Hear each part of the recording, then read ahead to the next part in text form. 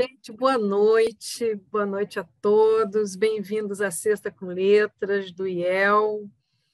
É uma alegria receber vocês aqui.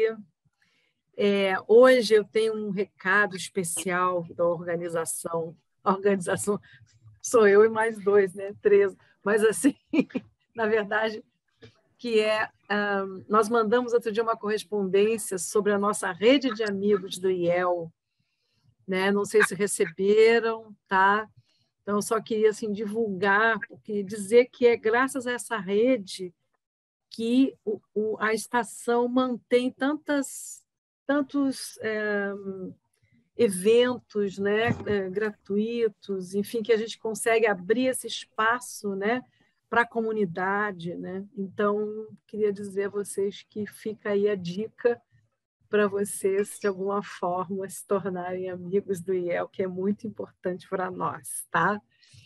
E dito isso, né, queria dizer que a Sexta com Letras é um evento dos alunos, né, idealizado pelos alunos do curso de formação em rodas de leitura, e eles é que comandam, na verdade, esse elenco de autores que são lidos aqui, né? São lidos e, enfim, debatidos aqui. E hoje é uma noite muito especial, uma noite machadiana. A gente tem a alegria de contar com a Cláudia Gonzaga. Cláudia Gonzaga é ensaísta, doutora em literatura brasileira. Uma das teses da Cláudia sobre Machado de Assis, quer dizer, ela vem assim com uma autoridade, ela vem aqui com muita... Olha a carinha dela, ela não gosta que fale assim, né? E vem ler um conto que é um conto incrível, que é o Caso da Vara, né? Não sei se todos já leram, mas não é um conto tão conhecido, né? Mas é um dos contos mais intrigantes, assim, mais do Machado, né? Machado de Assis sempre atual, né? Então, eu queria assim, passar a palavra para a Cláudia. Sobretudo, a Cláudia é uma grande leitora, uma belíssima leitora, e essa noite, eu fico muito feliz que essa noite machadiana esteja entregue a ela. Obrigada, Cláudia, por colaborar com o IEL. Oi, Suzana, obrigada. Boa noite a todos. Eu agradeço muito por estar aqui. Quando a Suzana perguntou qual conto que eu traria, eu logo me lembrei de uma coisa que ela me ensinou, que vai no conto que você mais gosta. Pega um texto que você mais goste para a roda de leitura. Aí teve que ser Machado. Eu sou louca por ele. Enfim, eu vou fazer uma apresentação para vocês bem resumida mesmo, porque o conto é longo, né? Enfim, não quero ficar aqui me alongando muito, falando muito da vida do Machado de Assis, mas eu acho que vale uma apresentação. De novo, é bem resumido. Bom, vamos lá, deixa eu ver se eu consigo tirar isso aqui. Machado nasceu no dia 21 de junho de 1839, na Quinta do Livramento, no Rio de Janeiro. Foi batizado como Joaquim Maria Machado de Assis. Sua mãe, Maria Leopoldina Machado da Câmara, nascida na ilha de São Miguel, Açores, em Portugal, né, em 1812. Seu pai, Francisco José de Assis, nascido no Rio de Janeiro, em 1806. Os dois se casaram na Igreja da Quinta do Livramento, em agosto de 38. O pai de Machado, a gente tem acesso à certidão de batismo. O pai vem lá escrito na certidão como Pardo Forro, assim como seus pais. E o que a gente sabe é que os avós do pai do Machado, as avós, desculpa, do pai do Machado, ou seja, as bisavós do Machado, foram mulheres escravizadas nessa Quinta do Livramento. A mãe do Machado veio de Portugal criança, também não se sabe muito bem a história dela. O que a gente tem acesso é que a Quinta do Livramento pertencia a uma viúva muito rica, chamada Maria José de Mendonça Barroso. Ela era dona dessa quinta e a família do Machado morava ali como agregados. A mãe trabalhava para essa dona da quinta, o pai era pintor e dourador. Machado foi afilhado dela, então, e seu padrinho também era um homem importante no Império, Joaquim. Não à toa seu nome, Joaquim Maria, em homenagem aos padrinhos. E dizem que ele era muito próximo dessa madrinha. Vale a gente lembrar que a infância e a adolescência do Machado são um mistério um pouco, sabe? Tem uma nuvem assim que ninguém sabe muito bem o que aconteceu ali. O que a gente sabe é que ele teve uma irmã mais nova, que morreu de sarampo aos 4 anos. Meses depois, a madrinha, a dona da quinta, também morre de sarampo. Em janeiro de 49, morre a sua mãe de tuberculose. E em 54, o pai casa-se, né, o segundo casamento, com a Maria Inês da Silva. Os pais do Machado eram alfabetizados, então ele muito provavelmente foi alfabetizado em casa, né, pela mãe. A Maria Inês também era, e Machado sempre teve uma saúde sensível, assim, precária. Ele já sofria de crises epiléticas desde novo, é o que se conta. Mas era um rapaz muito estudioso. Existem as lendas, as histórias de que a Maria Inês, né, a madrasta, vendia doces num colégio em São Cristóvão. Eles saíram da quinta e foram morar em São Cristóvão, quando o pai casa com a Maria Inês. E Machado assistia às aulas ali escondido, assistia às aulas do colégio escondido. Ninguém tem certeza disso. Também falam que ele aprendeu francês com um padeiro, de quem Maria Inês comprava o material para fazer as balas, mas existe uma outra corrente que diz que, na verdade, ele foi um autodidata. Ele ia para o Real Gabinete de Português de Leitura e estudava, e aprendeu sozinho francês, inglês e refinou o português. Bom, não consigo ver. Em 55, ele publica o primeiro texto poético na Marmota Fluminense, que é o poema Ela. Ao longo da vida, Machado publicou quatro coletâneas de poesia. Em 56, ele ingressa como aprendiz de tipógrafo na Tipografia Nacional e lá conhece o escritor Manuel Antônio de Almeida, que escreveu Memórias de um Sargento de Milícia. E o Manuel Antônio de Almeida apadrinhou o Machado, que parece que ele lia muito, quase não ficava lendo, não trabalhava tanto, era um menino magrinho e tal, pobre. E aí o Manuel Antônio de Almeida apadrinha o Machado. Em 57, olha só, ele já publica a primeira tradução de uma ópera francesa, a Ópera das Janelas.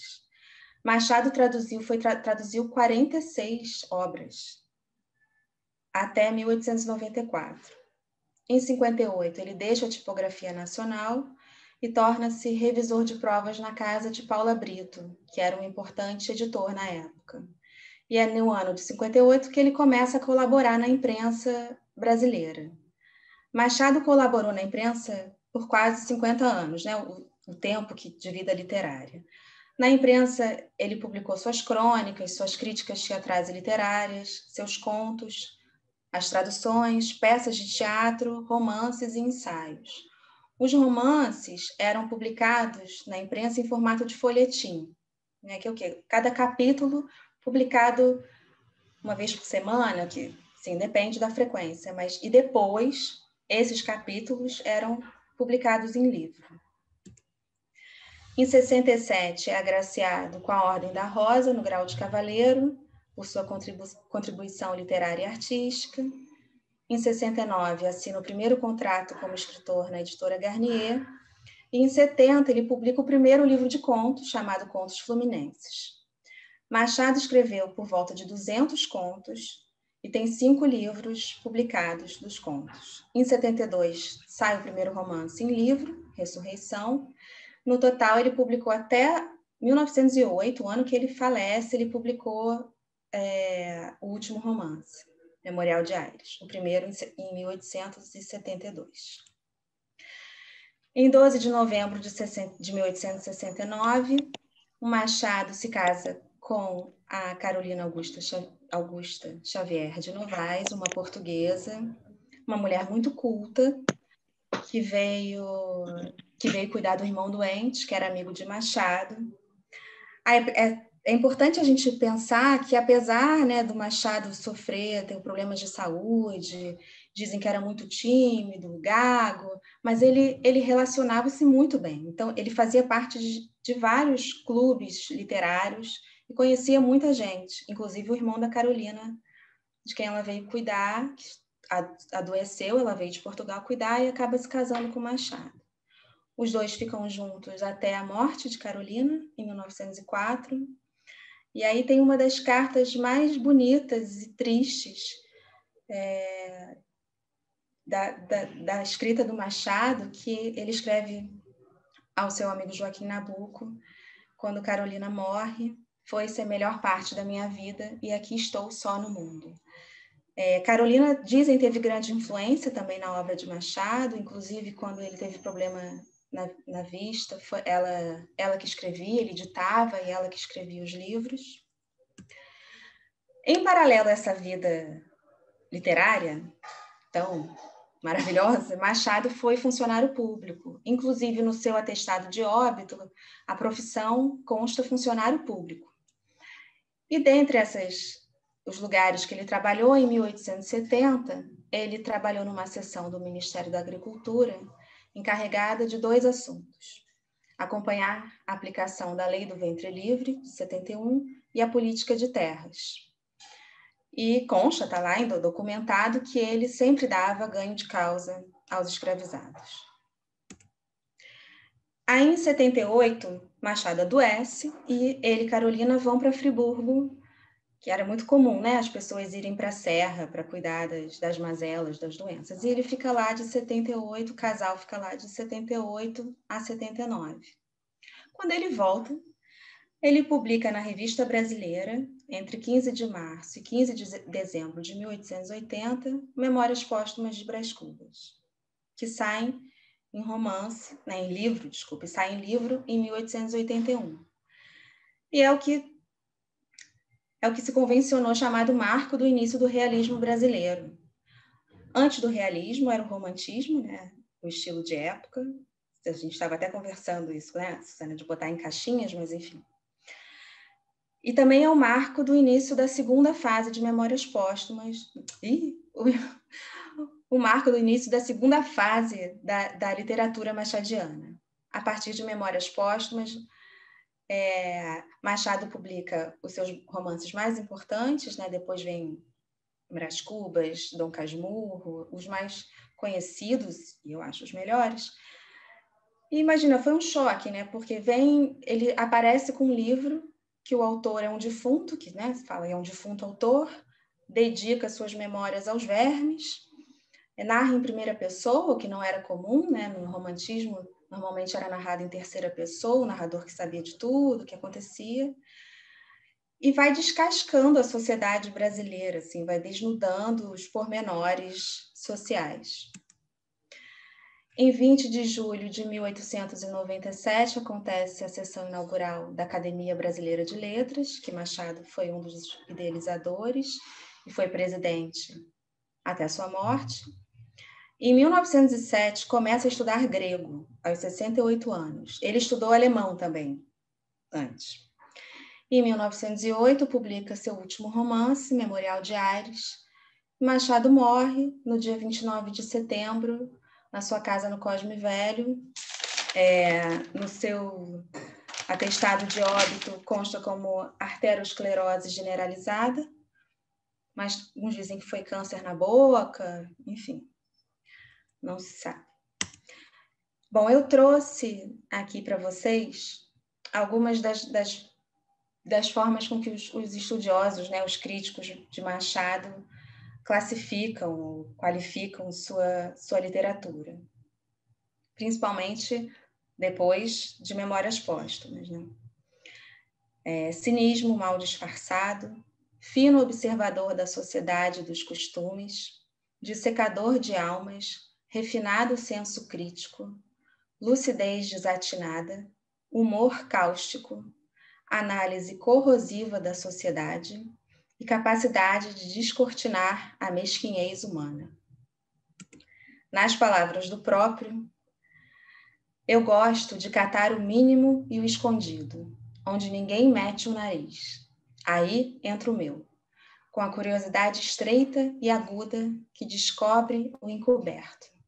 A vantagem dos míopes é enxergar onde as grandes vistas não pegam. É uma das crônicas que saiu na semana, em novembro de 1897. Bom, a gente vai ler agora um conto que foi publicado, primeiro, na Gazeta de Notícias, em fevereiro de 1891, e depois saiu em livro, no livro Páginas Recolhidas, de 1899.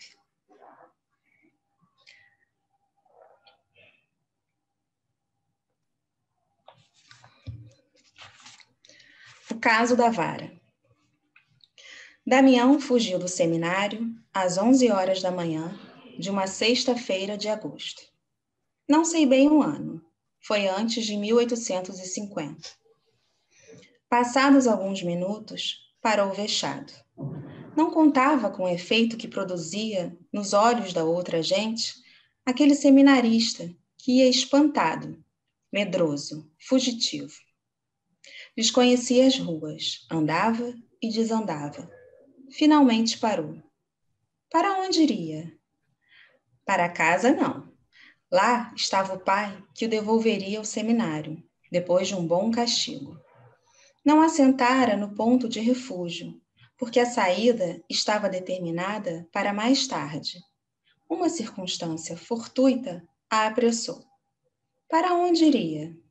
Lembrou-se do padrinho, João Carneiro, mas o padrinho era um moleirão sem vontade, que por si só não faria coisa útil. Foi ele que o levou ao seminário e apresentou ao reitor. Trago-lhe o grande homem que há de ser, disse ele ao reitor. Venha, acudiu este. Venha o grande homem, contanto que seja também humilde e bom. A verdadeira grandeza é chã. Moço, tal foi a entrada. Pouco tempo depois, fugiu o rapaz ao seminário. Aqui o vemos, agora na rua, espantado, incerto, sem atinar com refúgio nem conselho. Percorreu de memória as casas de parentes e amigos, sem se fixar em nenhuma. De repente, exclamou: Vou pegar-me com sinhá Rita. Ela manda chamar meu padrinho, diz-lhe que quer que eu saia do seminário. Talvez assim... Sinhá Rita era uma viúva, querida de João Carneiro. Damião tinha umas ideias vagas dessa situação e tratou de a aproveitar. Onde morava? Estava tão atordoado que só daí a alguns minutos é que lhe acudiu à casa. Era no Largo do Capim. Santo nome de Jesus, que é isto? Bradou sinhá Rita, sentando-se na marquesa, onde estava reclinada. Damião acabava de entrar espavorido. No momento de chegar à casa, vira passar um padre e deu um empurrão à porta, que, por fortuna, não estava fechada a chave nem ferrolho. Depois de entrar, espiou pela rótula, a ver o padre. Este não deu por ele e ia andando. Mas que é isto, senhor Damião? Bradou novamente a dona da casa, que só agora o conhecera. Que vem fazer aqui? Damião, trêmulo, mal podendo falar, disse que não tivesse medo, não era nada, ia explicar tudo. Descanse e explique-se.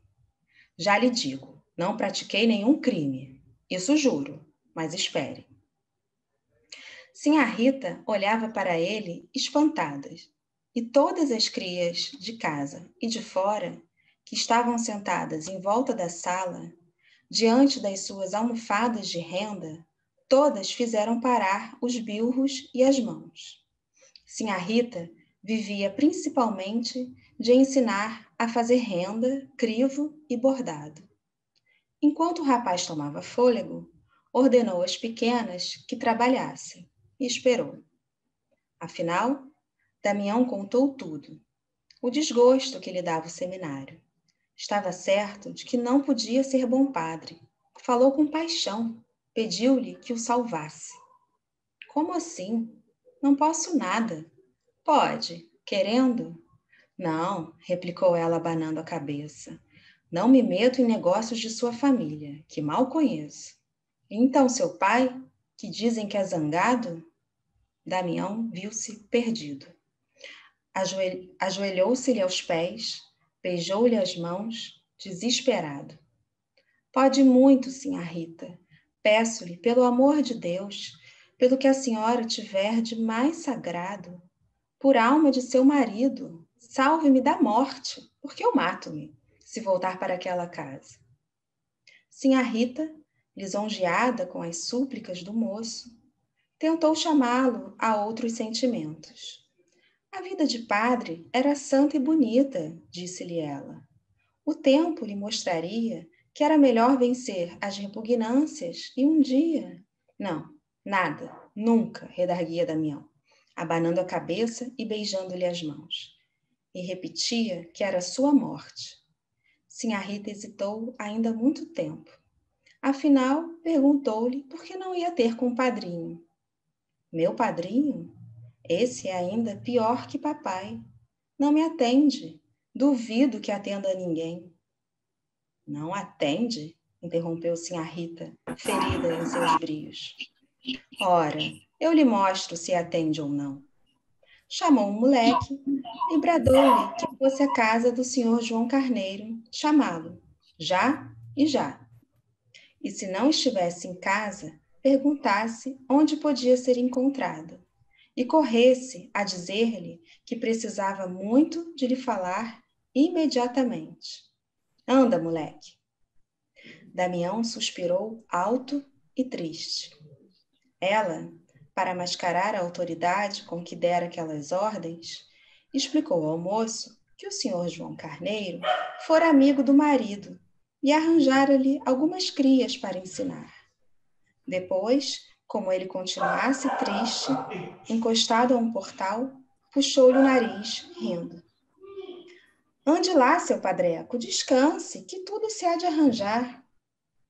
Sinhá Rita tinha 40 anos na certidão de batismo e 27 nos olhos. Era apessoada, viva, patusca, amiga de rir, mas, quando convinha, brava como o diabo.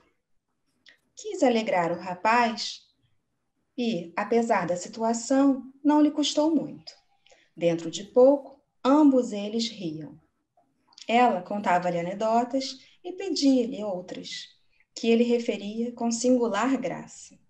Uma destas, estúrdia, obrigada a trejeitos, fez rir a uma das crias de sinhá Rita, que esquecera o trabalho para mirar e escutar o moço.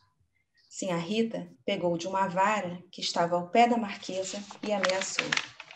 Lucrécia, olha a vara. A pequena abaixou a cabeça, aparando o golpe.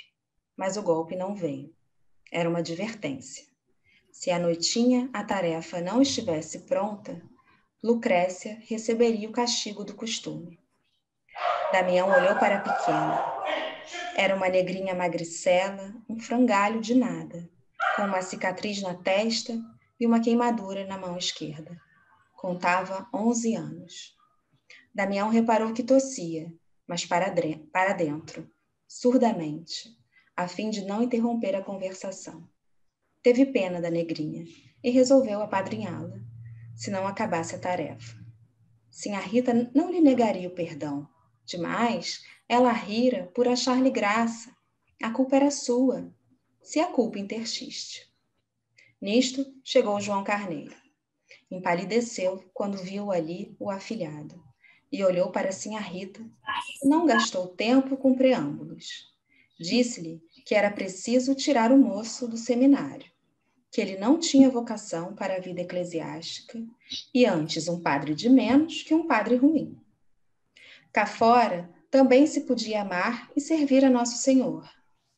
João Carneiro, assombrado, não achou que replicar durante os primeiros minutos.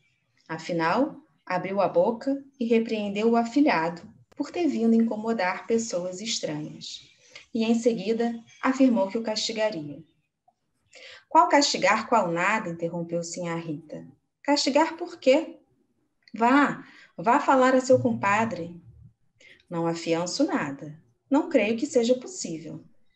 Há de ser possível, afianço eu. Se o senhor quiser, continuou ela com um certo tom insinuativo, tudo se há de arranjar. Peça-lhe muito, que ele cede. Ande, senhor João Carneiro. Seu afilhado não volta para o seminário. Digo-lhe que não volta. Mas, minha senhora, vá.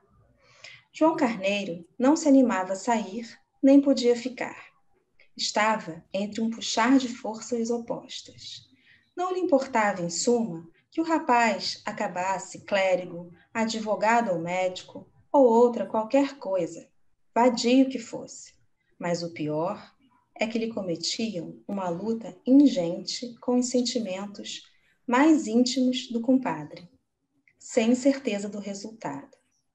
E se este fosse negativo, outra luta com Sinhá Rita, cuja última palavra era ameaçadora. Digo-lhe que ele não volta. Tinha de haver por força um escândalo. João Carneiro estava com a pupila desvairada, a pálpebra trêmula, o peito ofegante. Os olhares que deitava Sinhá Rita eram de súplica, mesclados de um tênue raio de censura. Por que ele não pedia outra coisa? Por que ele não ordenava que fosse a pé, debaixo de chuva, a Tijuca ou Jacarepaguá? Mas logo persuadira o compadre que mudasse a carreira do filho. Conhecia o velho. Era capaz de lhe quebrar a jarra na cara. Ah, se o rapaz caísse ali, de repente, apoplético, morto, era uma solução. Cruel, é certo, mas definitiva. Então, insistiu Sinhá Rita. Ele fez-lhe um gesto de mão que esperasse. Coçava a barba, procurando um recurso. Deus do céu, um decreto do Papa dissolvendo a igreja, ou, pelo menos, extinguindo os seminários, faria acabar tudo em bem. João Carneiro voltaria para casa e ia jogar os 3 setes. Imaginai que o barbeiro de Napoleão era encarregado de comandar a Batalha de Austerlitz. Mas a igreja continuava, os seminários continuavam, o afilhado continuava cosido à parede, olhos baixos, esperando, sem solução apoplética. Vá, disse Sinhá Rita, dando-lhe o chapéu e a bengala. Não teve remédio. O barbeiro meteu a navalha no estojo, travou da espada e saiu à campanha. Damião respirou. Exteriormente, deixou-se estar na mesma.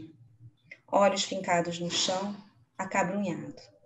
Sinhá Rita puxou-lhe desta vez o queixo. Ande jantar, deixe-se de melancolias. A senhora crê que ele alcance alguma coisa? Há de alcançar tudo, redarguiu Sinhá Rita, cheia de si. Ande, que a sopa está esfriando. Apesar do gênio galhofeiro de Sinhá Rita e do seu próprio espírito leve, Damião esteve menos alegre ao jantar que na primeira parte do dia. Não fiava do caráter mole do padrinho. Contudo, jantou bem e, para o fim, voltou às pilhérias da manhã. À sobremesa, ouviu um rumor de gente na sala e perguntou se o vinham prender. Hão de ser as moças. Levantaram-se e passaram a sala. As moças eram 5 vizinhas que iam todas as tardes tomar café com Sinhá Rita, e ali ficavam até o cair da noite. As discípulas, fim do jantar delas, tornaram as almofadas do trabalho. Sinhá Rita presidia a todo esse mulherio de casa e de fora. O sussurro dos bilros e o palavrear das moças eram ecos tão mundanos, tão alheios à teologia e ao latim, que o rapaz deixou-se ir por eles e esqueceu o resto. Durante os primeiros minutos, ainda houve da parte das vizinhas certo acanhamento, mas passou depressa. Uma delas cantou uma modinha, ao som da guitarra tangida por Sinhá Rita, e a tarde foi passando depressa. Antes do fim, Sinhá Rita pediu a Damião que contasse certa anedota que lhe agradara muito. Era tal que fizera rir Lucrécia. Ande, senhor Damião, não se faça de rogado, que as moças querem ir embora. Vocês vão gostar muito. Damião não teve remédio senão obedecer. Malgrado o anúncio e a expectação, que serviam a diminuir o xiste e o efeito, a anedota acabou entre risadas das moças. Damião, contente de si, não esqueceu Lucrécia e olhou para ela, a ver se rira também. Viu-a com a cabeça metida na almofada para acabar a tarefa.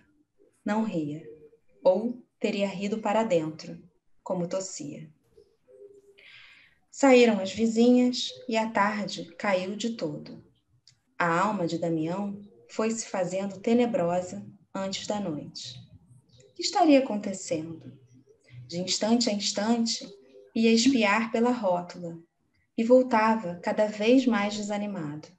Nem sombra do padrinho. Com certeza, o pai fê-lo calar. Mandou chamar 2 negros, foi à polícia pedir um pedestre, e aí vinha pegá-lo à força e levá-lo ao seminário. Damião perguntou assim a Rita se a casa não teria saída pelos fundos. Correu ao quintal e calculou que podia saltar o muro. Quis ainda saber se haveria modo de fugir para a Rua da Vala, ou se era melhor falar a algum vizinho que fizesse o favor de o receber. O pior era a batina. Se Sinhá Rita lhe pudesse arranjar um rodaque, uma sobrecasaca velha. Sinhá Rita dispunha justamente de um rodaque, lembrança ou esquecimento de João Carneiro. Tem um rodaque do meu defunto, disse ela, rindo. Mas para que está com esses sustos? Tudo se há de arranjar, descanse. Afinal, à boca da noite, apareceu um escravo do padrinho, com uma carta para Sinhá Rita. O negócio ainda não estava composto. O pai ficou furioso e quis quebrar tudo.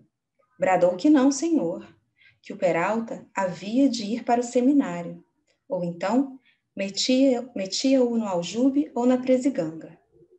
João Carneiro lutou muito para conseguir que o compadre não resolvesse logo, que dormisse à noite e meditasse bem, se era conveniente dar à religião um sujeito tão rebelde e vicioso.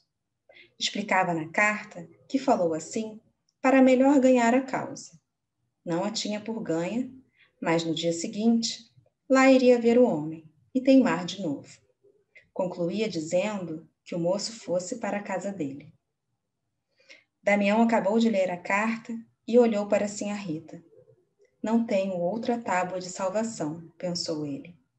Sinhá Rita mandou vir um tinteiro de chifre e na meia folha da própria carta escreveu esta resposta. Joãozinho, ou você salva o moço ou nunca mais nos vemos. Fechou a carta com obreia e deu-a ao escravo, para que a levasse depressa. Voltou a reanimar o seminarista, que estava outra vez no capuz da humildade e da consternação. Disse-lhe que sossegasse, que aquele negócio era agora dela. Hão de ver para quanto presto. Não, que eu não sou de brincadeiras. Era hora de recolher os trabalhos. Sinhá Rita examinou-os. Todas as discípulas tinham concluído a tarefa. Só Lucrécia estava ainda à almofada, meneando os bilhos, já sem ver. Sinhá Rita chegou-se a ela. Viu que a tarefa não estava acabada. Ficou furiosa e agarrou-a por uma orelha. Ah, malandra! Nhanhã, nhanhã, pelo amor de Deus, por Nossa Senhora que está no céu. Malandra, Nossa Senhora não protege vadias. Lucrécia fez um esforço, soltou-se das mãos da senhora e fugiu para dentro. A senhora foi atrás e agarrou-a. Anda cá. Minha senhora, me perdoe, tossia a negrinha. Não perdoo, não. Onde está a vara? E tornaram ambas à sala. Uma presa pela orelha, debatendo-se, chorando e pedindo. A outra dizendo que não, que a havia de castigar. Onde está a vara? A vara estava à cabeceira da marquesa, do outro lado da sala. Sinhá Rita, não querendo soltar a pequena, bradou ao seminarista. Senhor Damião, dê-me aquela vara, faz favor? Damião ficou frio. Cruel instante. Uma nuvem passou-lhe pelos olhos. Sim, tinha jurado apadrinhar a pequena, que por causa dele atrasara o trabalho. Dê-me a vara, senhor Damião. Damião chegou a caminhar na direção da marquesa. A negrinha pediu-lhe então, por tudo que houvesse mais sagrado, pela mãe, pelo pai, por Nosso Senhor, me acuda, meu senhor moço. Sinhá Rita, com a cara em fogo e os olhos esbugalhados, instava pela vara, sem largar a negrinha, agora presa de um acesso de tosse. Damião sentiu-se compungido, mas ele precisava tanto sair do seminário. Chegou à marquesa, pegou na vara e entregou a Sinhá Rita.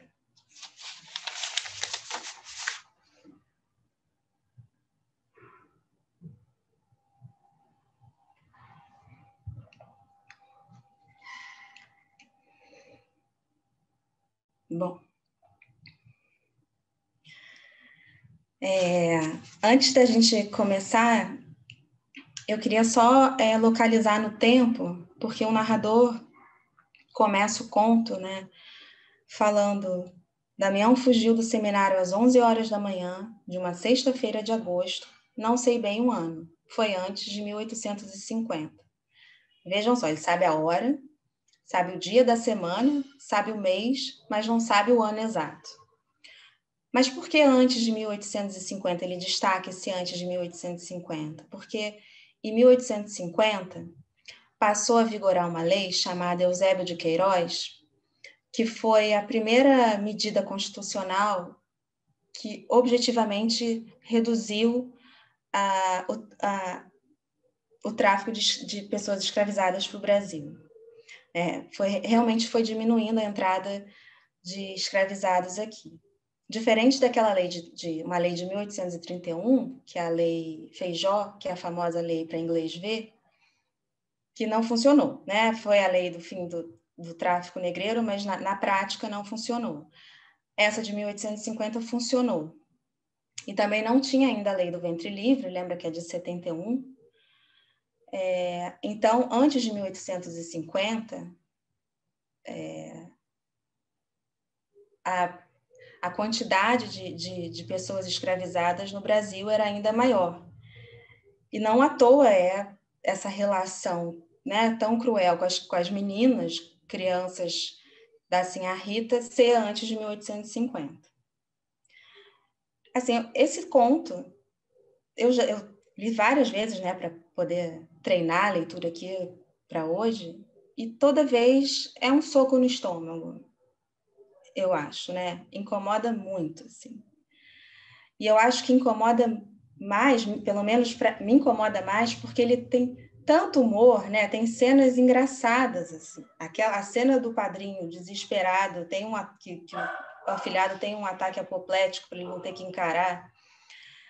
E aí vem nesse fundo, parece que o Machado olha com uma lupa mesmo, sabe? As relações sociais que aconteciam ali, que no fundo disso, por baixo, como ele mesmo fala, quando ele tira a camada, assim, a gente vê o que há de podre, né? Dessas relações de poder, e principalmente nesse período escravocrata. Minhas cachorras estão latindo muito, não sei se vocês estão ouvindo. Mas eu queria que vocês falassem o que vocês acharam, vocês conheciam esse conto?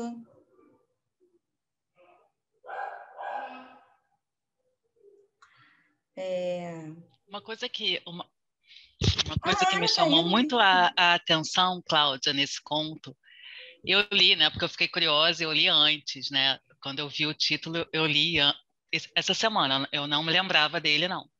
E uma coisa que eu achei engraçado, que eu achei assim, impressionante, é como, de fato, né, que você mencionou agora, tem essa parte que chega a ser muito engraçada do poder da mulher, da amante sobre o cara, né, porque o cara fica desesperado. Então tem essa parte meio pitoresca assim, da sociedade, que não deixa de ser uma coisa superficial, né, porque ali está em jogo o prazer da carne, né? Enfim, que é uma coisa universal e eterna, enfim. E o sofrimento daquelas meninas em close aí o da Lucrécia, né? Que é aí sim, né? O soco no estômago. Então, assim, tem essas duas coisas e como a classe dominante não percebe, né? O que está fazendo, não percebe. Não é assim, ela não está fazendo. Você não pode nem dizer que é por mal, assim, é uma coisa, ela está em outra sintonia, né? Como se fosse um rádio, que uma sintonia não bate na outra. Mas o Machado, com todo esse histórico, né, que você fez no início, né? Sendo negro e não sendo uma pessoa, e não sendo uma pessoa exatamente privilegiada, mas sendo financeiramente, né?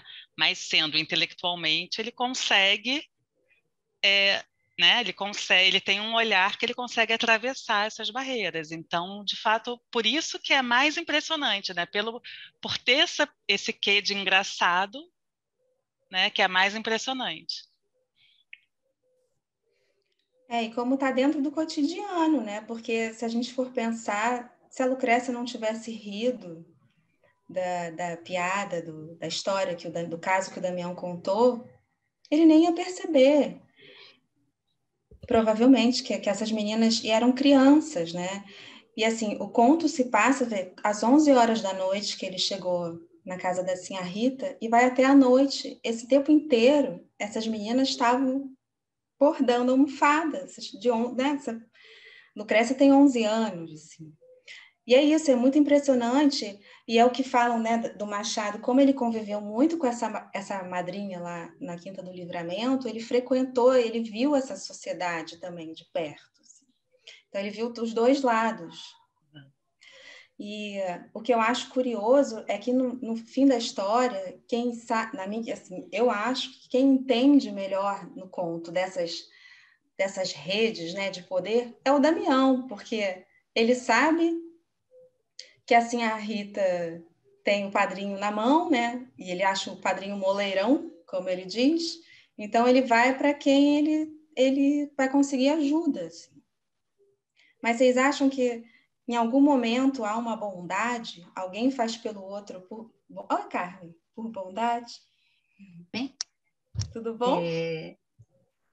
Você sabe que eu fiquei assim confusa com esse horário de alimentação deles? Diz que as 5 mulheres chegam, né? No final da tarde, iam sair à noite. Aí daqui a pouco elas saem e o dia está terminando. Então, quer dizer, deve ser um hábito ali que me escapou. Tem um almoço, o jantar era tarde. Eles jantavam à tarde. Jantavam de dia ainda. Chamava-se ajantarado. Ajantarado. Agora, Cláudia, eu achei irônico. Uhum. A figura do Damião, a ironia está ali, entendeu? Se a sociedade é isso, eu vou sair ganhando. Uhum. Farinha pouca, meu pirão primeiro. Que se dane a criatura lá, coitado. Me lembrou o conto Pai contra Mãe. Uhum. É verdade. É que é isso, né? Cada escolha. Qual é a escolha na hora? É cada um defendendo o seu, né? No fim das contas, nesse conto, é cada um defendendo, mas ninguém defende a Lucrécia, nem as meninas claro que não. Lá. Claro que não, até hoje. Claro que não. Agora, não entendi o que a Ana falou de não intencionalidade da ação de desprestigiar e punir, né, a negrinha, né? Acho que aquilo é intencional mesmo, não tinha relação de pertencimento, né? Não tem identificação de humanidade ali, né? Ela podia apanhar. E acho que ele escolheu a negrinha, né? Exatamente para mostrar aquele instante da história, né? Que ia ter tanta consequência depois. Porque tinha tantas meninas ali, né? Essa especificamente é negra, né? Não, na verdade, essa, quando fala crias, são eram todas negras? Eram. Eu fico Eu não muito entendi, então, isso. Porque ela que parou para rir da piada, da história do Damião, né? E aí é aí que assim, a Rita se incomoda, porque ela para assistir. Mas não tem alguém que colocava as meninas ali para a Marquesa ensinar, que é Marquesa, né? Não, ela tem um título de nobreza. Marquesa, na verdade, era o nome de um móvel, que essa quando fala... É um banco, como se fosse um banco. Um banco bonito até. Mas, não, na verdade, quando fala as crias essa foi horrível, Cláudia. A Marquesa era um banco. Não, gente, a gente não usa hoje em dia, não tem como Mas não importa. Mas eu adorei saber que a mulher ainda tinha um título de nobreza. Falei, olha, todas as frações de classe representadas. Eu acho que não é à toa que ela pede para o Damião repetir a piada que atrapalhou o trabalho da Lucrécia. Me pergunto, será que não tinha uma maldade, né? Porque ela pede justamente aquela piada que fez a Lucrécia fez atrapalhar, né, ali o trabalho da menina. Não sei. Eu não sei. Para mim tem essa questão, né, que tem esse momento que o Damião sente uma profunda empatia com a Lucrécia. Ele vê as marcas da violência na testa, na mão, e ele sente não se tornar padrinho, mas apadrinhá-la. E aí tem toda a questão do Damião com o padrinho, mas ele tem um sentimento de apadrinhar, que ele sente em seguir isso, e no momento final, quando ele caminha na direção da vara, sempre fica para mim a esperança que ele vai manter esse sentimento, de apadrinhar essa menina, porque ele está ali, prestes a perder a vida dele. Se ele for para o seminário e se tornar padre, ele não vai viver a vida que ele tem que viver. Ele joga a vida dele fora. E qual é a vida que a Lucrécia pode viver? Nada. A Lucrécia não tem vida nenhuma para viver. Então, aquela caminhada dele, para mim, é aquele momento que ele poderia refletir, depois de, através da empatia e da dor, porque ele está sofrendo, ele está ameaçado. Passa um padre, ele fica aterrorizado. Né? Ele está naquele momento que ele saiu de uma zona de conforto e faz uma conexão. Então, para mim, assim, é um soco no estômago, né? Justamente porque todo aquele movimento que foi gerado nele, quando ele pega a vara e dá para ele, ele perde. É claro que eu me lembrei muito do Dom Casmurro, o sufoco que o Bentinho passou para não ser padre, né? Mas ele era de uma classe abastada, então tem toda aquela história que foi criada, a história dos agregados, aparece aí de novo, como aparece tão fortemente no Dom Casmurro, e ele consegue, né, que a mãe dele doe um outro menino pobre para ser padre, e libere o Bentinho, que também não queria ser padre coisa nenhuma. Então, de novo, essas circunvoluções que o Machado faz, né, de olhar através de um prisma as contradições, mas sim a possibilidade de despertar, que o Damião despertou e aí depois falou, não, cara, ele estava desperto, essa é a minha decepção com o Damião.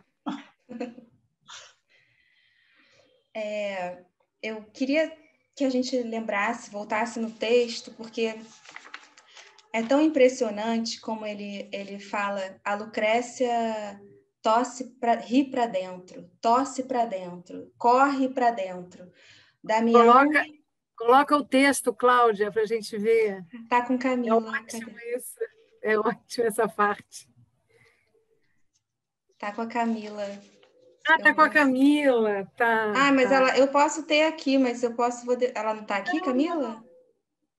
Oi, tô aqui, gente. Pode Ah, o falar. texto. Você Posso pode colocar colocar? o texto, por Claro. favor? Legal essa parte. As descrições que ele faz. Qual o parágrafo? Na página 5.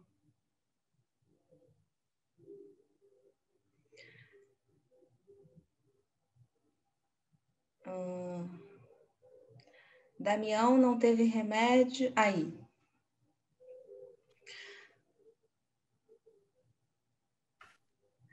Aí que tem um contraste que ele vai olhar para Lucrécia para ver se Lucrécia está rindo, em contraste com as mulheres que estão rindo, cantando, tocando guitarra, e a Lucrécia ri para dentro, como lá no começo ela tossia para dentro. Enquanto o Damião chega e fala, solta todos os seus sentimentos, inclusive, desculpa, Camila, se puder voltar lá na página 2, por favor. Claro. Que tem um paralelo que o narrador faz, que é sensacional. Já tá? Aqui. Que o Damião fala... Meu padrinho... Já tá na 2? Deixa eu ver. Acho que tá na sua 2, é minha 3. Deixa eu ver. Não, acho que é igual. Tá, eu marquei aqui Não. igual. No comecinho da 2. Quer dizer, no meio, na verdade. Damião viu-se perdido. Começa aqui, mais para baixo. Que ele fala, Damião viu-se perdido, ajoelhou-se-lhe aos pés, beijou-lhe as mãos, desesperado. Pode muito, tá. E aí que ele fala, pelo que a senhora tiver de mais sagrado, por alma de seu marido, salve-me da morte, porque eu mato-me se voltar para aquela casa. E aí depois, lá na última folha,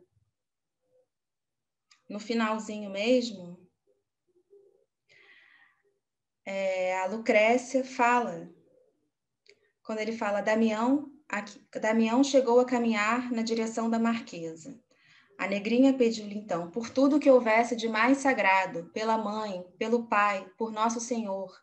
Ele faz esse paralelo, né, da situação do desespero dos dois, mas por um lado, o Damião tem assim, a Rita para ajudá-lo, né, que não ajuda por bondade, ele deixa bem claro que ele vai nos fere os brios, né, vai por um orgulho, e por outro lado, a Lucrécia, que só teria o Damião para não pegar a vara, mas é isso, ele não tem o movimento, né? Não consegue, porque primeiro ele pensa que ele não pode, ele não quer permanecer no seminário de jeito nenhum. E ela, até aqui nesse final mesmo, ela corre para dentro, você vê, tudo dela é para dentro, enquanto os outros personagens... Né, tudo é para fora, as mulheres riem alto, o Damião ri alto, assim, a Rita dá ordens em todo mundo, e a Lucrécia é para dentro, foge para dentro. Porque o espaço externo dela é totalmente cerceado e proibido. Uhum. Tanto é que me chamou muito a atenção, tudo é para dentro, né? Só as marcas da violência estão do lado de fora. Qualquer outra Muito coisa bom, é gente. para dentro. Ótimo. Verdade. Muito bom. Verdade. Gente, só para quem tem mineirice correndo nas veias, e eu tenho um pouco de tudo, né? Eu sou muito misturada. Marquês é um banco, né? Que em Minas se tinha perto para os agregados ou para as pessoas, era um banco de madeira, né? Como você falou, bonito, mas que as pessoas dormiam nele, né? Quando você recebia uma pessoa para pernoitar, na época das fazendas, que não tinha pousada, não tinha... Então, as pessoas pernoitavam. Então, não era só um banco, mas era um lugar, era todo de madeira, e estava de bom tamanho, você tem um lugar para se esticar ali de noite, né? Então, ele também tinha essa função. Eu nunca entendi por que era chamado de marquesa, porque é um título de nobreza. Legal. Porque uma marquesa não ia dormir ali nunca, né? Naquele cama dura, né? Eu sempre achei bonito, admirei, gostei dessa história, ter um lugar para alguém pernoitar, mesmo que fosse um desconhecido. Mas por que marquesa? Não sei. Também não sei. Sei qual é a relação, eu não sei mesmo. Cláudia, Fala. volta um Diga. pouco naquele início que fala das meninas que aprendem Das crias, a bordar. das- É isso. Você fica com a impressão que tinha gente que colocavam meninas lá, não sei por quê. As meninas escravizadas de outras famílias eram mandadas para lá para ela ensinar Tá, a fazer o bordado, tá. né, nas almofadas. E assim, é tão Interessante absurdo isso. que passa o dia inteiro. Então, essas meninas, elas não são crianças, né? Elas estão o dia inteiro ali fazendo essas almofadas, de manhã até à noite. A Lucrécia não está mais enxergando. Ela não está mais enxergando para lá. As moças prendadas, né, gente? Isso era super importante para você conseguir encaixar bem uma menina num bom casamento. Elas Sim, mas eram escravas. Elas não iam Filhas de casar, elas escravos. eram escravizadas, eram meninas que... Mesmo sendo escravizadas, elas tinham esse aspecto, né? Também tinham um aspecto totalmente roubado, né, da vida delas. Na verdade, elas Escravas, faziam, né? na verdade, elas faziam isso para os enxovais das meninas que iam casar. Que iam Elas casar. trabalhavam para o enxoval das meninas. Mas Uhum. quem pegava no batente eram elas. As meninas deviam aprender algum tipo de bordado e tudo. Tinha que ser prendado, mas no caso aí, essas criadas aí, elas faziam para os enxovais das meninas Ah, perfeito. brancas e Fechamento. abastadas. Elisa. Né? Oi, vocês estão me ouvindo? Sim. Sim? Tá. Não, eu queria fazer uma observação no seguinte sentido: eu absolutamente não sou entendida em Machado de Assis, muito pouco, quer dizer, só mais os clássicos que a gente lê lá atrás, né? Mas está me chamando a atenção o seguinte, como que o que me chamou mais a atenção no texto, diferentemente do que vocês estão levantando, foi muito assim, o papel da mulher, né? Que ele leva às suas últimas consequências, quer dizer, o grande foco é nessa senhora, né? A quem um vai pedir ajuda, a quem ela domina enfim, o amante, enfim, que está subentendido, e como que também a consciência da própria covardia, né, do Damião, porque ele, no início, ele se refere ao próprio padrinho como alguém muito mole e tal. Né? A tentativa de se diferenciar, que foi muito sutil ali, que ele resolve apadrinhar, fica absolutamente esquecida e submetida à grande autoridade daquela mulher, que, na verdade, é quem domina todo o espaço e, inclusive, o conto, né? A questão da... E eu acho assim, muito incrível como que isso, quer dizer, remete também à famosa Capitu, quer dizer, o poder da Capitu dentro de toda uma trama, o poder dessa mulher, né? Ela é que mantém realmente... A sensação que eu tenho é que ela domina a cena completamente. Né? E aí vão surgindo todas as sutilezas. E ela, no último parágrafo, né, ela até se dá conta, eu acho, da intenção oculta, ou enfim, que ele teria de ajudar a menina Lucrécia, porque ela diz, né, me acuda, meu senhor moço. A menina se deu conta e a própria... Sim, a Rita se dá conta porque ela tem, como diz no último parágrafo, com a cara em fogo e os olhos esbugalhados, estava pela vara, né? Então, o olhar era, eu entendo que o olhar era para o Damião, dizendo, você não se atreva a não me trazer essa vara, porque senão, né? E ele, então, simplesmente sucumbe, né?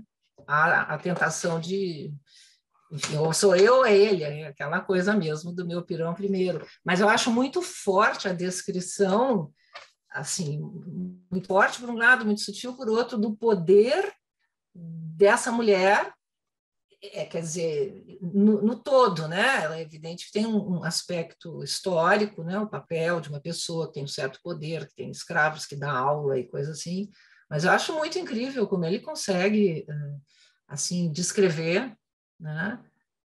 Completamente, quer dizer, a dona Rita, né? Ela é a dona total da ação, não resta para ninguém, nem para a Lucrécia, nem para ele, nem para o finado, nem para ninguém. Quer dizer, o negócio é ela mesmo, né? Eu acho incrível o jeito que ele consegue ir colocando. Então, isso me tocou, eu não conhecia o conto, mas me chamou muito atenção. Mas agora, não sei, eu não conheço muito os contos do Machado de Assis, eu até gostaria de ver, porque eu senti o contraste entre as observações de vocês e o que tinha me tocado mais. Gente, será que eu estou meio... Né?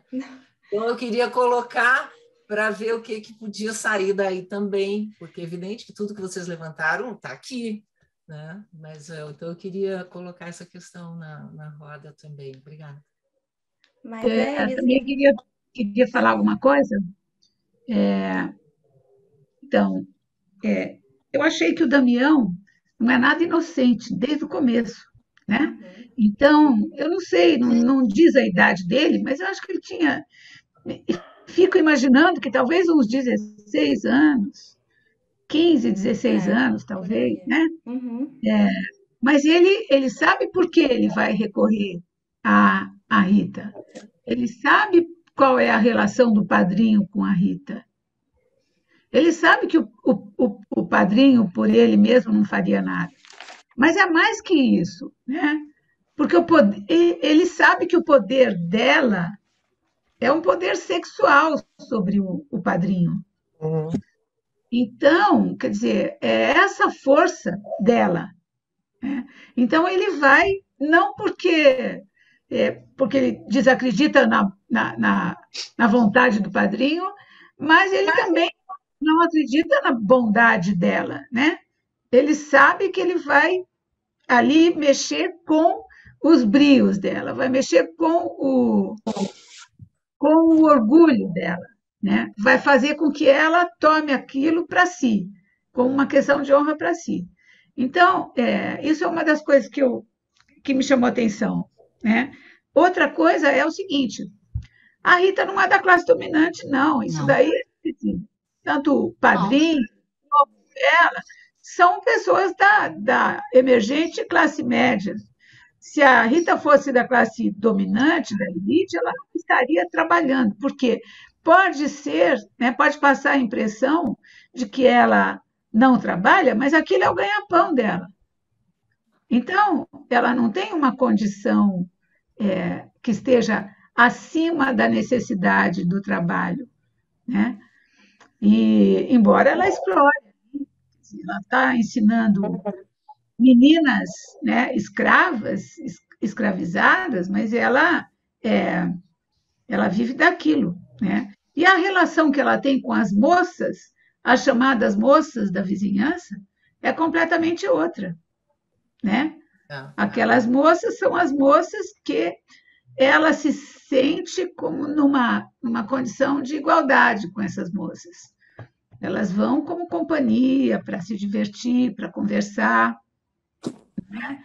Então, essas coisas mostram essa perspicácia do Machado de sacar a personalidade, as relações entre, né, as relações sociais, como é que elas se davam, né? E também, né, o que ele põe em jogo, eu acho, não é nem só a covardia a falta de fidelidade do Damião com ele mesmo. Ele sentiu uma empatia, ele sentiu uma compaixão pela menina, mas ele não soube ele, né? E não foi o interesse dele estava em jogo. é porque ele nem tentou, ele nem sequer usou a perspicácia que ele tinha para explorar a relação do padrinho para, né, de alguma outra forma, sensibilizar a Rita para não punir a Lucrécia, né? Então, quer dizer, a covardia dele está nisso, ele nem tentou. Ele logo já fez o balanço ali, o que vai me favorecer ou não, e deixou para lá. Então, a personagem do Damião ela é bem interessante e é isso, né? Nada ingênua, Porque nada ele, ingênua. ele sensibiliza a Rita em relação à causa dele, né? E ela se identifica. Mas ele, ao caminhar passo a passo rumo à vara, quando ele já tinha feito essa conexão, vou apadrinhar essa menina, aí ele não dá nem um passo nessa direção. E um aspecto também que eu acho que do Damião em relação à Rita, quando ele fala que ela é uma mulher de 40 anos, mas tem 27 no olhar. Então, tem Muito uma bom. perspicácia do Damião em relação a essa Bom, mulher. E era a muito idade, bom. mais ou menos, né, que os meninos iam para o seminário, a idade que o Bentinho vai. Então, ele está nessa faixa. Mas ele já sabe que essa mulher de 47 anos, 40 anos tem 27 no olhar. Então, ele diz muita coisa nessa percepção do Damião nesse momento. É. Posso falar mais uma coisa? Posso fazer uma provocação ligeira? Oba! Provocação mesmo. É o Vai, seguinte, quando a gente está no avião e que Como? diz que vai cair, vai faltar oxigênio, não sei o quê, caindo as máscaras, use primeiro para você, para depois você colocar, poder ajudar quem está do seu lado. Não seria essa a situação do Damião? Ele está ali numa situação de estar sem oxigênio para a vida dele ali. Né? Não, Você está dependendo daquela... Foi malandro. É só uma provocação. Eu queria falar uma coisa. Não, mas a máscara ali, eu acho que você coloca primeiro em você, porque se você não colocar, você não vai poder ajudar ninguém também, você vai morrer. Assim, eu vejo diferente. Por exemplo, você Para coloca. mim, também, eu acho que ele já tinha colocado a dela. máscara nele. Ele já tinha colocado a máscara nele. A Rita já estava no papo. Ele só não colocou na Lucrécia. Eu sinto assim. Ele já estava com a máscara respirando. Ele não arriscou. Ele podia perder se ele arriscasse. Ela estava com tanta raiva que podia abandoná-lo, né? Mas eu queria fazer um comentário, assim, em relação ao que a Rosa falou, porque a gente está no Império, né? Quando ele também põe a data para a gente ver, né? Está no Império. Então, esse povo aí das áreas urbanas no Império vivia muito de pequenos negócios e favores e proximidade, quer dizer, não é que fosse a classe que detivesse assim, maior renda, né? Mas essa área urbana aí, ela vivia de conchavo, entendeu? Proximidade com poder, fofoca. Eu vejo a Rita, né, que também ganhava dinheiro lá da sua relação com o padrinho dele, é assim, né? Aquela pessoa que está ali, teve um marido, o marido devia ter lá alguma relação que desse a ela alguma posição, né, que não fosse a de criadagem, né? Ela era a classe média da época, né? Ela, o padrinho, né? E como tal, a classe média nunca olha para baixo, né? Ela acha que sempre é a classe dominante, então ela acaba sendo nesse sentido, de como ela se vê, né? Eu queria fazer um E comentário. ela ia castigar a guria, sim, porque aquele castigo também é absolutamente sem sentido, né? Castigo totalmente sem sentido. Então, ela estava sendo castigada por quê? A raiva dela, tão forte, é sem sentido. Só Eu relação de poder mesmo. Meu poder eu expresso dessa forma. Eu te castigo, embora isso não tenha sentido. Não tem nada a ver até com o castigo que ele sofreria por ter abandonado, né, o seminário. Eu gostaria de trazer um pouco fazer um comentário sobre esse conto, trazer jogar luz sobre a escrava. A escrava ou cria, né? Porque falar cria, né? Não sei se era bem uma escrava, não sei. Talvez sim, talvez não li sobre o assunto. Mas esse conto me lembrou muito o conto do Monteiro Lobato, Negrinha, muito. Os dois contos são terríveis, né? E também remete ao conto do próprio Machado, Pai contra a Mãe, que citaram aí, que também é um conto que deixa você completamente sem chão. Claro, nós estamos no século XXI, condenamos a escravidão, mas foram 300 anos de escravidão no Brasil. Além da escravidão, o que eu queria colocar é a questão do racismo, por exemplo, do Monteiro Lobato, que é algo terrível, né? Algumas pessoas tendem a negar ainda, não sei como conseguem negar, quando ele faz exaltação em carta ao nazismo e escreve de uma maneira bastante pejorativa em relação às pessoas pretas. Mas essa menina, ela traz as marcas do sofrimento, né? Queimadura na mão, quer dizer, ela foi queimada, cicatriz na testa, igual a negrinha do Monteiro Lobato, jogada no chão da cozinha, e que um dia tem a possibilidade de ver a luz, de encontrar uma menina que deixam brincar, e depois ela acaba no mesmo lugar e morrendo, né? E essa menina, a luz que ela consegue foi com a risada, né? A humanidade, se pode-se assim dizer, um pouco de humanidade apareceu ali, porque o resto é tudo desumano. O trato, o trabalho escravo, a vara, tudo me deixa uma dúvida sempre em relação a Machado de Assis, se ele tinha um fundo racista, porque esse conto lembra tanto do Monteiro, e o Pai contra a Mãe também, a solução dada naquele conflito, e a maneira que ele descreve a cena com frieza, vamos dizer, ele descreve os fatos, ele não coloca uma conotação. E aí eu fico pensando, será que ele era racista? É uma questão também, uma provocação para vocês. Alguns acham que ele era, outros acham que ele não era. Mas quando ele descreve aquela cena, por exemplo, Pai contra a Mãe, ele começa descrevendo a cena bárbara de um escravo sendo conduzido e depois todo desenrolar. Ele descreve como fosse um fato banal. E na realidade, se uma pessoa é contra a escravidão naquela época, ela tinha outros olhos para ver isso. Ela via de outra forma, descrevia de outra maneira. Eu não sei se ele queria comover as pessoas, eu acho que naquela época isso não era comovente, era normal. Então, que teria que ter um esforço maior literário para ser contra esse estado de coisas. Arlene,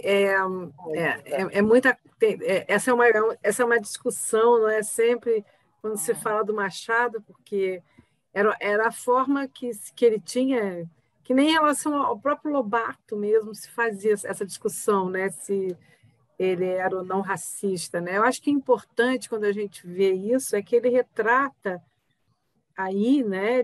Uma realidade histórica, né? Uma realidade, o que foi a realidade da escravidão no país, e como as pessoas que tinham alguma posição mínima que fosse a mais, né, elas tinham poder sobre, né, sobre estava na mão delas, né, o castigo. Essa mesma Marquesa, né, faceira, né, eu gosto muito quando ele diz, eu não me lembro quem foi que destacou, né, sim, a Rita tinha 40 anos de certidão e tinha 40 anos de certidão e 27 anos nos olhos. É maravilhoso isso, né, quando ele diz isso. Mas são as relações de poder sobre poder, né, que se sobrepõem dependendo dos interesses. Eu fico sempre um pouco assim quando a gente começa a pensar se o Machado era ou não racista, né? Sempre se coloca assim, eu não sei se essa é uma discussão, não sei se é tão assim, né? Ele sempre se posicionou, ele era um homem, né, um cronista muito bom, e ele tinha algumas posições interessantes, né, nas crônicas, né? Tem uma crônica famosa dele, Instinto de Nacionalidade, que é linda, se vocês puderem procurar, que ele vai falar sobre a questão da nacionalidade e ele fala dos escravos ali, né? Mas eu acho esse conto eu acho que é um testemunho, né, de como as coisas andavam, né? Ele só descreve, mas não faz uma menção. Nada, nunca é o que é. Escravos, é o que é justamente para chocar, né? Para você se impressionar com o que é. O fato era esse. Imagina. Eu acho que ele coloca o que é e sua reação vai determinar quem você é. Entendeu? Ótimo, A grandeza literária, eu acho que está muito ele aí não, também. ele descreve exatamente como era. Agora, como você sente, fala mais sobre você do que sobre o Machado. Eu sinto muito por aí. Ele é muito também, eu leio negro, né? com certeza. Não acho que isso tem nada a ver com ser mais ou menos racista. Eu acho que ele está tentando descrever eu acho que ele era um homem. Era a questão naquela época, e esse é o traço predominante da escrita dele. Quer dizer, ele poderá se manifestar mais ou menos sobre a questão racista, talvez em outras crônicas e coisas assim. Mas no conto, eu acho que a grandeza literária está justamente nisso, nessa beleza, nessa sutileza. Né? Nós não estamos no lugar de fala, né? Nós estamos aqui falando sobre coisas que a gente não passou na família. Quem está no lugar de fala, eu escrevi um texto, ainda não publiquei, sobre o Monteiro Lobato, o racismo dele. É uma coisa terrível o Monteiro Lobato. Não leio mais Monteiro Lobato. Concordo que a obra dele tem que ser expurgada das escolas públicas como obrigatória. Fomentam. Eu acho que a gente está fugindo do conto do Machado. Assim. Não foge, porque, no meu entendimento, não foge, porque a gente tem que olhar com lupa o que a gente Mas é isso que ele faz. Ele olha com lupa e ele olha com toda a crueldade que aconteceu naquela época. Ele justamente olha friamente com toda a crueldade, porque é isso que choca. Por isso, você vê que a história da Lucrécia está ali encoberta por uma historiazinha divertidinha, de um seminarista que fugiu, foi para cá. Mas o que ele quer que a gente veja é a crueldade. Não é à toa que ele fala que foi antes de 1850. No meu entender, o que ele quer que a gente veja, tanto nesse conto como no Pai contra a Mãe, é justamente essa frieza. Isso aqui era dia a dia, era a rotina, era o cotidiano. E ele quer que a gente veja isso. Cláudia, olha só, tá e que ninguém percebe o que está fazendo, né? As pessoas ali não estão percebendo o que estão fazendo. Assim, é uma maldade ali que é impressionante como ele percebe e coloca. É naturalizada. Exatamente, naturalizada. Ele faz isso em Brás Cubas. Ele faz em Brás Cubas, o Brás Cubas criança ganhou um escravo para montar de cavalinho. E está ali no meio, sabe, da história, assim, justamente para mostrar como a sociedade era cruel, né? Como foi um momento, uma fase horrorosa que o Brasil viveu por tantos anos. Isso a gente está vendo agora, Cláudia. Na época, quando ele escreveu, as pessoas liam aquilo, não achavam anormal. Mas aí não era mas aí é o problema do leitor. Então, eu acho que também tem uma questão da escolha dos temas. Ele poderia ter escrito sobre toda a sociedade branca, porque ele enfrentou uma luta para chegar ao posto que ele chegou.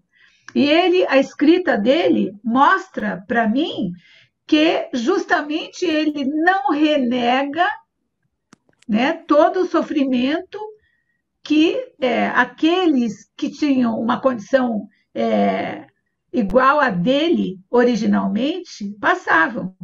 Ele podia simplesmente escolher outros temas. Então, eu acho que, para mim, é a possibilidade que o escritor que a literatura oferece. Ele não vai fazer um panfleto libertário escrevendo literatura. Ele vai fazer uma obra literária que vai chamar atenção para aquilo que ele acha importante. Ele também não vai, né, se derramar, fazer uma coisa piegas, né, para falar, olha, que horror como tratavam. Eu acho que ele tem que O fazer... efeito seria outro. O efeito seria outro se ele tivesse escrito assim. Eu acho que o efeito é tão grande. Lógico. Porque isso está lá no cotidiano. Olha só. Revela mais do leitor do que Eu dele. acho que é mais forte ele ter colocado dessa forma aberta, descritiva, Com certeza. quase fenomenológica, do que ter puxado para um lado. Ele coloca aberto, tanto é que em tantos outros contos ele vai colocar essa questão. Já no Monteiro, eu sinto uma conotação braba, pesada e pejorativa. Machado era um homem negro, ele teve dificuldade para se casar com a esposa dele. A família teve uma resistência. Quem é esse carinha aí? Ele é um negro. Né? Então, acho também que vários uma coisa pontos em parte da obra, ele vai colocar, como no Brás Cubas, como no Espelho, essa questão, a presença do negro, mas esse aspecto aberto e descritivo é lindo. Eu assisti uma entrevista com Hélio Della Penha, aquele grande humorista, né? E ele falando que ele mesmo, até um determinado ponto, ele não via o racismo que o permeava. Até que um dia, um dos amigos dele, da época do Cacete e Planeta, falou, cara, quando você ia lá em casa, né, esse era o único negro que ia lá em casa. E a empregada da minha mãe falava, não, eu não vou servir aquele rapaz. Eu não vou servir aquele negro. E era a própria empregada, que era negra, e ele falou, cara, era tão difícil para mim, né, que os meus amigos hoje me lembram disso. Porque eu era o único negro na Zona Sul. Ele era de La Penha porque ele era da Praça Sans Penha, né? Ele sempre colocou, ele deu esse codinome. Então, é claro que, independente da sua questão, você pode ser... E a gente vê a questão da mulher, né? Quando ela fala para uma filha, se o seu marido, se o seu namorado bateu em você porque você merece, eu sei que eu estou saindo um pouco disso, né? Não é porque ele era negro que ele era racista ou deixava de ser. Eu acho que a profundidade desse homem de colocar uma questão complexa de uma maneira aberta e aí você receber e escutá-la 100, 200 anos depois com essa possibilidade aberta. E ainda conversa, né, Teresa? É impressionante, assim, de uma maneira crua, assim. Acho que Machado tem esse grande mérito de trazer as coisas, de trazer os assuntos de uma maneira crua. Pai contra Mãe é um horror, é porque é muito longo, não poderia trazê-lo, enfim, mas é um conto fortíssimo e que fala muito sobre esse momento, e justamente de uma maneira crua. E aí fica muito pior, né? A gente fica muito mais chocado, toca muito mais. Descritiva, é imparcial, vai dando um negócio. Vai dando, é um horror. O final é uma coisa horrorosa. Como o final desse conto, eu li esse conto muitas vezes. Toda vez que eu li aqui, ia chegando a hora, eu falei, ai meu Deus, você vai ficando com o negócio dessa menina, uma criança de 11 anos, ela chama de vadia, sabe?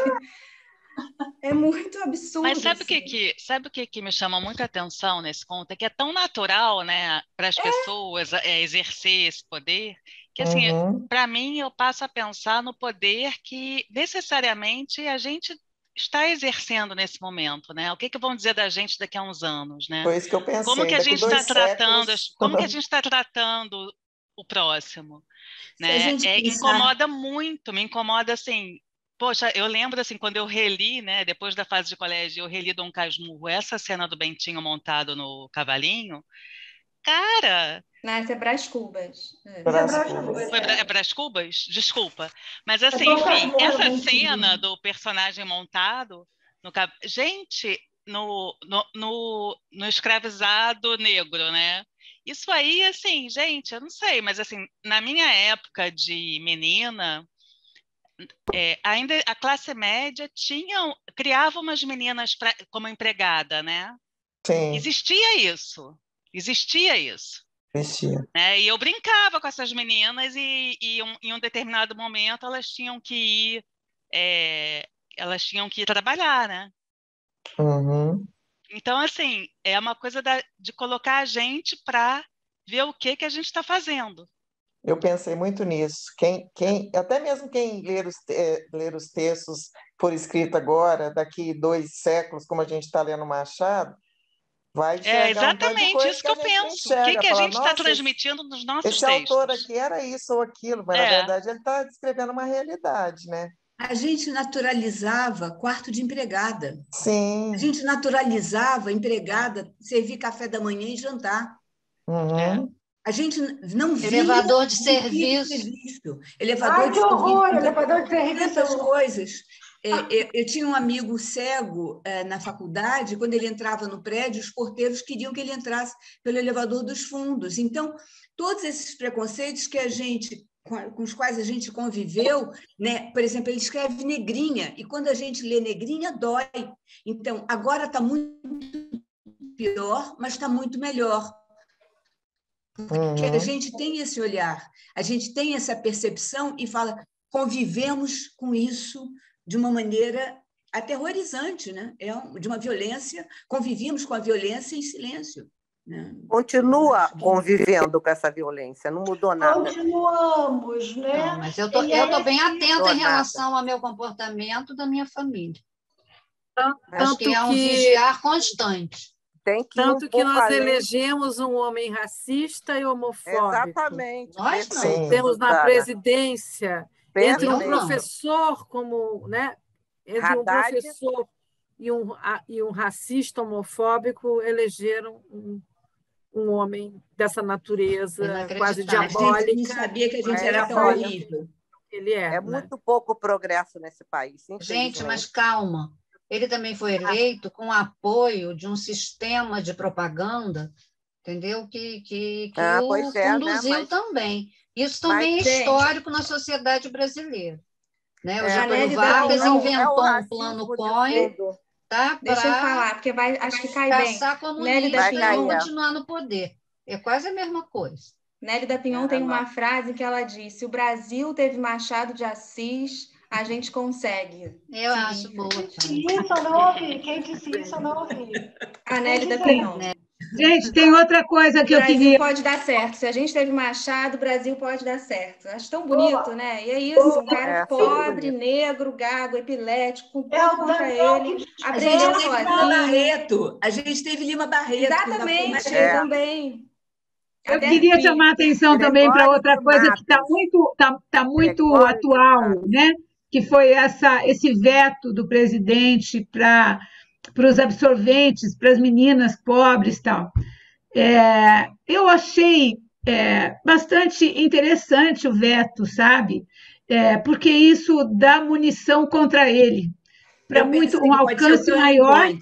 Agora, e tem outra coisa também que eu acho que a gente tem que considerar, que se a gente voltar 10 anos atrás, não ia ter essa discussão, não ia ter um congresso machista que a gente tem, não ia entrar em pauta isso. Então, hoje, falar em menstruação no Congresso Nacional e ganhar, porque o veto vai ser derrubado, né? Então, quer dizer, é uma coisa que a gente tem que olhar em perspectiva. Não é tão somente retrocesso. Tem aí coisas que estão acontecendo e que, né, é claro que não é um caminho linear, né? Tem avanços e recuos. Mas esse, por exemplo, eu acho que é uma questão que indica um avanço. Olha só, a Lorena colocou que na revista Fórum, os brasileiros ricos em Portugal exigem apartamentos com dependências de empregados. Vão se ferrar, porque não tem lá. Não tem empregada lá. Não tem empregada lá. Eles devem trazer do Brasil, gente. Eles devem levar do Brasil para lá. Lá não tem empregada doméstica. Alguns levam, ainda acontece. Empreendimentos em Portugal com conceito não público, mas privado, de playground, com piscina privada e com quarto de empregada. Essa é a inovação brasileira em Portugal hoje. É uma vergonha. Mas eles vão ser completamente derrotados. Não tem essa. A cultura portuguesa não aceita isso. Então, pode ser, o brasileiro pode chegar lá com toda a grana do mundo que ele vai ter que se dobrar à sociedade. Sabe qual é toda a grana do mundo funciona aqui, não lá. Sabe qual é o partido em Portugal que está ganhando espaço? O Chega, que é amigo e fã de Bolsonaro. Direita tá... Sem chance. Gente, eu sinto muito, mas como eu moro em Brasília, né, eu sou autônoma, não trabalho no governo, não sou funcionária pública, nada disso, mas é claro, eu moro aqui há muito tempo e tem um grupo significativo de brasileiros que tudo vira um modismo, né, uma identidade, uma maneira de se projetar. E comprar apartamento agora, em Lisboa, é moda. Então, se você não tem, você sai do grupinho dos emergentes, dos milionários, disso que você vê na televisão.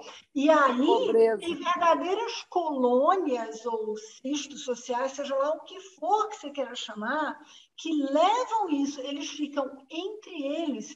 Eles estão em Portugal, mas não estão em Portugal.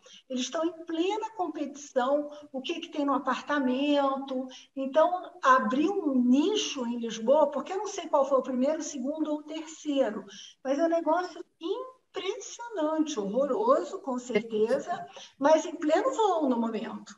Socorro! Oi, pessoal, Socorro boa noite. Total. Eu sei que o debate está maravilhoso, meninas, meninos, mas a gente precisa encerrar, tá? Está chegando no final. Cláudia, primeiramente, agradecer você, agradecer a todos, a participação de todos. Camila. Tá? Não, eu queria passar para a Camila hoje apareceu. Fechamento. Ela nunca aparece. Com ela hoje, o fechamento. Boa noite, Obrigada, Camila. Boa noite, Suzana. Ela nunca aparece. Até a próxima. Eu queria passar para a Cláudia para encerrar, mas antes de passar para a Cláudia, de agradecer para vocês verem o que é a literatura, né? A gente andou por 1800 e tal, e a gente veio parar na nossa contemporaneidade, na nossa precariedade, no nosso racismo, nas questões políticas, né? Assim, é um conto realmente. E eu queria agradecer a Cláudia por ter trazido, não é, esse caso da vara, né, que fez a gente, né, encarar a nossa pobreza, né, a nossa precariedade, né, quase de caráter, que é o que acontece mesmo, né? Então, Cláudia, muito obrigada, viu? Assim, queria convidar vocês, antes de terminar, só porque eu quero que a última palavra seja dela, né? Convidar vocês para a próxima janela, para a janela literária, semana que vem, quinta-feira, 18 horas, tá? Vai ser um conto do Gabriel Garcia Marques, tá? Lido pelo João Paulo Vaz, que é nosso professor, nosso mestre de contos da estação, e ele é um grande escritor e é um grande leitor. Então, Gabriel Garcia Marques é semana que vem, tá? Muito obrigada pela participação de todo mundo. Claudinha, é com você a palavra final. Obrigada, qual o nome do conto da semana que vem? Senhor muito velho com duas asas enormes. É maravilhoso. É maravilhoso. Você pode repetir, Suzana?